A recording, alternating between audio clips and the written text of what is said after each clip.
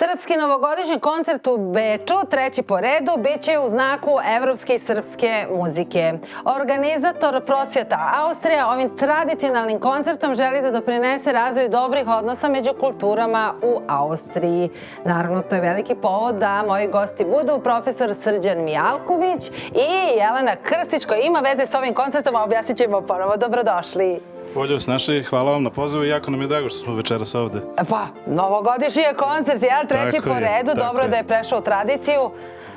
Šta ćemo reći o njemu? On je baš na dan Srpske nove. Baš na dan Srpske nove godine pokušavamo da to bude baš na dan Srpske nove godine. Znamo da ovde ima dosta i drugih manifestacija, ali mislim da je Srpska zajednica u Austriji, posebno Srpska zajednica u Beču, zaslužila jedan ovakav koncert koji uspostavlja jednu vezu i sa Bečkim novogodišnjim koncertom. Naravno, to što je na 14. januara podrazumeva da i mi svoju tradiciju poštujemo i pokušavamo da napravimo jedan most između dve tradicije. Divno, moramo da kažemo ko će da učestvuje, program je sjajan. Hvala vam na tome, zaista smo se potrudili da ove godine dovedemo zaista svetske zvezde, srpske, evropske i svetske u ovom slučaju. To su poznata braća Teofilovići. Koncept koncepta je takav, kao što ste rekli, da je posvećen toj vokalnoj jednoj staroj evropskoj tradiciji.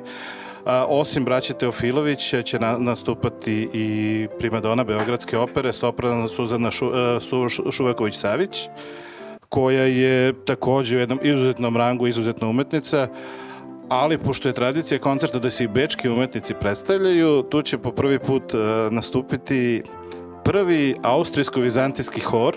Aha, imamo i to, da. To je jako jedna zanimljiva grupa ljudi koji pevaju staru muziku, staru evropsku muziku, vizantijsku i srpsku, naravno. I po prvi put na sceni, na to sam zaista vrlo ponosan kao predstavnik Prosvjete, ali i kao otac i kao Srbin iz Beča. I ja isto. Tako je. Nastupit će mali prosvjetin hor.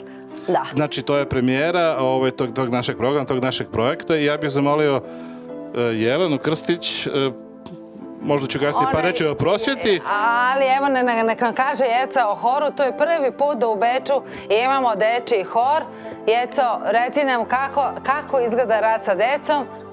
Samo da kažem da je prošle godine zvezda bečkog koncerta, prosvjetenog bečkog novogodišnjeg koncerta bila upravo Jelena Krstić. Tako da smo vrlo ponosni što se ona, osim kao muzičar, ona je izvedno pedagog. Jelena. Hvala Srđane na lepim rečima, hvala Vesna. Dečiji hor, to je, kao što se rekli, skroz nešto novo i po prvi put u Beču. Zapravo to je bila ideja moje mame koja je takođe pedagog i radi sa decom već 30 godina i došli smo na ideju da napravimo nešto da uključimo najmlađe. Tako da sam ja svoju ideju iznala Srđanu i Prosvjeti i on je sa oduševljenjem to prihvatio. I oficijalno kreće hor dečiji sa radom od februara. Mi smo zapravo već krenuli, neoficijalno. Imamo već 8 članova, kao što ovo već znate, jer su vaša deca uključena. Monasko peva u horu, vidjet ćete ga kasnije. Tako je. Znači, napravili smo plan da, recimo, mogu da dođu deca od starosti od 4, najmlađe recimo 4 godine, pa do recimo 14-15. Probe su trenutno ponedeljkom i četvrtkom u crkvi u 3. Bečkom okrugu na 4. spratu u 5:30.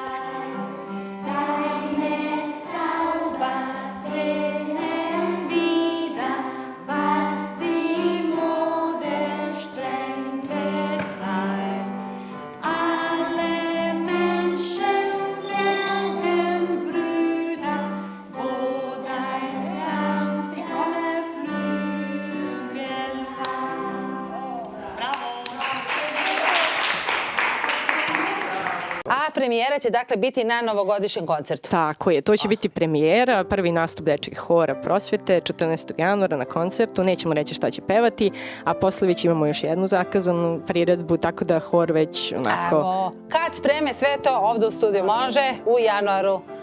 Da, 14. januar, ove godine je koncert u 3. okrugu, u svečanoj sali, to je jedna predivna barokna sala na Karl Borromeus placu, znači, sala, kako kažu na nemačkom, magistrat sal. Da.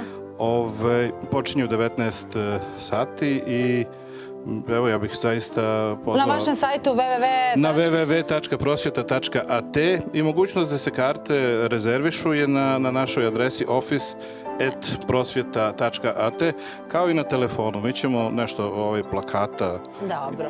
izvesiti po gradu. Ja sam sigurna da će to biti izvrstan koncert.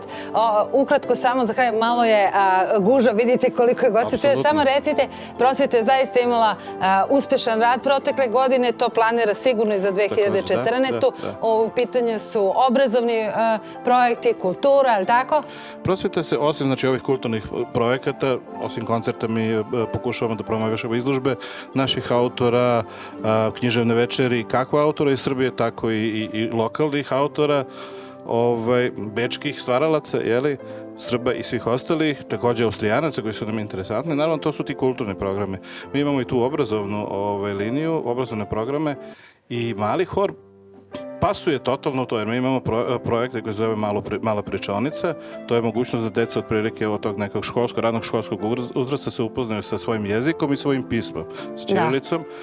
Radimo takođe na integraciji, pomoć u učenju je takođe jedan od projekata, a svake prve subote u mesecu su duhovni razgovori, takođe u prostorijama Hrama Svetog Save u 3. okrugu, našoj najstarijoj crkvi ovde.